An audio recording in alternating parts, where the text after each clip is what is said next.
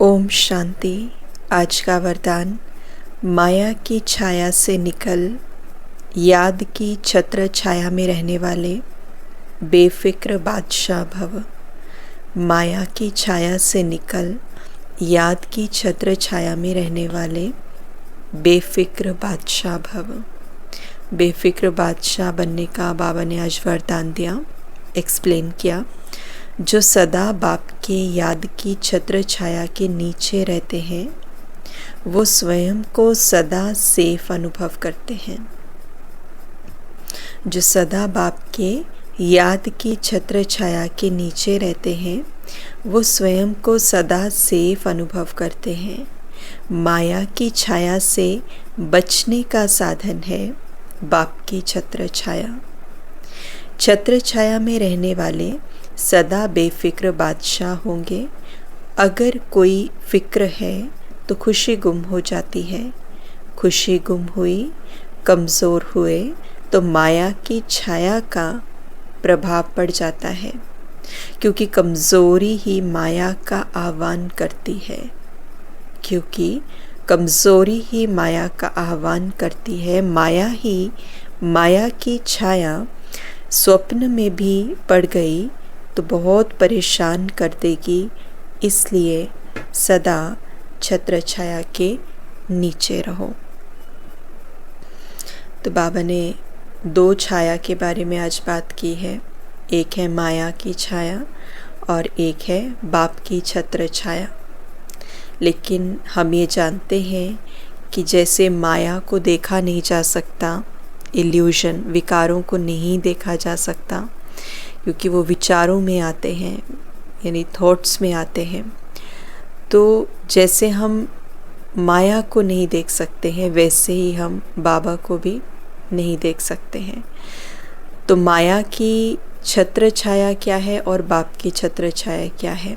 बाबा ने कहा जब माया की छत्र छाया होती है तो दुखी होते हैं, परेशान होते हैं, लेकिन जब बाप की छत्र छाया के नीचे रहते हैं तो बाबा ने कहा सुखी बन जाते हैं। और वरदान में ऊपर मेंशन किया है याद की छत्र छाया।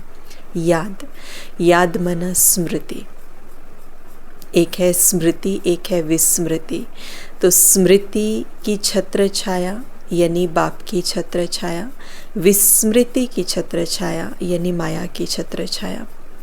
तो माया की छत्र छाया से परेशान हो जाते हैं, दुखी हो जाते, कमज़ोर हो जाते हैं, कुछ कर नहीं पाते हैं।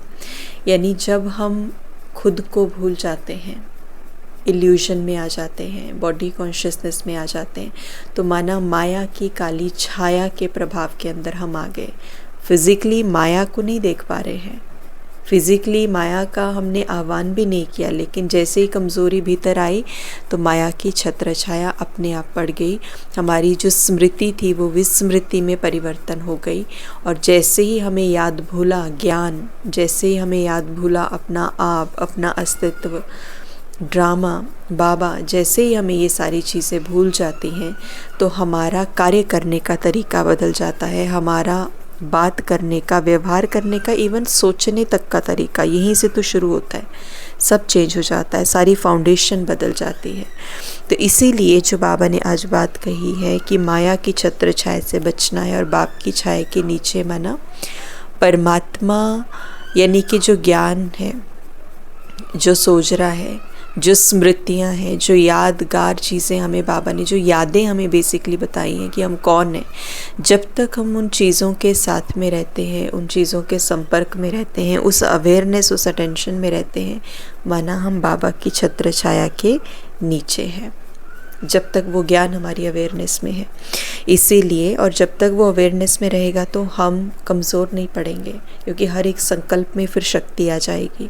तो इसीलिए बाबा ने कहा कि सदा ऐसे छाया के नीचे माना स्मृति स्वरूप रहना है, याद स्वरूप रहना है, ज्ञान स्वरूप रहना है। स्लोगन, समझ के स्क्रू ड्राइवर से अलबेलेपन के लूज स्क्रू को टाइट कर सदा अलर्ट रहो। समझ के स्क्रू ड्राइवर से अलबेलेपन के लूज स्क्रू को टाइट कर सदा अलर्ट रहो। जो समझने का हमारा स्क्रू ड्राइवर है, जो सोचने समझने की जो शक्ति है, मंथन करने की शक्ति है, चिंतन करने की, रियलाइज़ करने की जो शक्ति है, उससे हमें अलबेलेपन के स्क्रू को, जो लूज़ स्क्रू है, उसको टाइट करना है। और बाबा ने उसी को कहा कि सदा अलर्ट भव, तभी हम सदा अलर्ट रहेंगे। ओम शांति।